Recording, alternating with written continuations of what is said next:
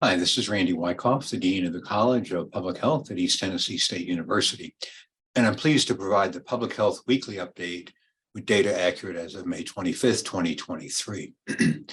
This week, I'm going to continue with the question of will meditation improve my health? You will remember that last week I reviewed what the National Center for Complementary Integrative Health reported on the potential impacts of meditation on 8 different health issues, and then I concluded, as NCCIH said, much of the research on these topics has been preliminary and not scientifically rigorous. My interpretation is that the best we can say in most cases is there's probable evidence, but in many cases suggestive may be more appropriate. And that raises, and if you look at different published clinical studies, this is just from the conclusions, they all basically say the same thing. Need further testing, large-scale trials are needed, further research is warranted, and so on. So the question for this week is, why are trials of meditation so difficult to do? And there's really 3 reasons. One, there's no single definition of meditation. There's no consistent agreement on how we should measure the impact, and it's difficult to design and conduct rigorous trials of meditation. In terms of the definition, if you look online, you'll see on YouTube, there'll be videos of 2 types, 3 types, 4 types, 5 types, 6, 7, 8, 9, 10 different types of meditation. My friend Ralph, who's done some important research for me on this area, says there may be 13 or more. So when you hear a report that says meditation improves X or causes Y, you don't know what they're talking about. So you have to ask what type of meditation was evaluated, how long did the person do it, and was the person experienced or were they new?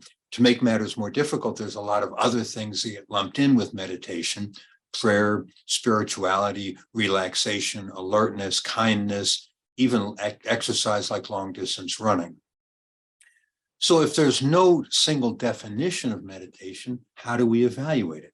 And that leads us to the second challenge, which is there is no consensus agreement on how we should measure the impact of meditation. Some people say we should look at calmness, relaxation, alertness, and so on.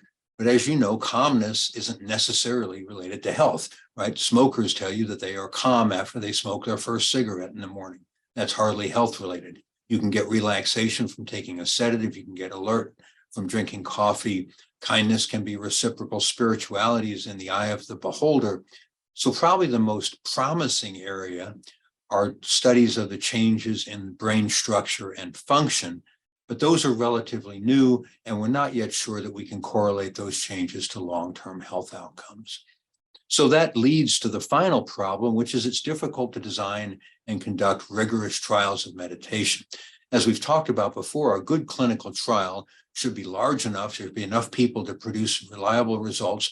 It should be representative of the broad population. It should be double-blind and placebo-controlled if possible, and it needs to have clear, measurable outcomes. Well, we've already said we don't have clear, measurable outcomes.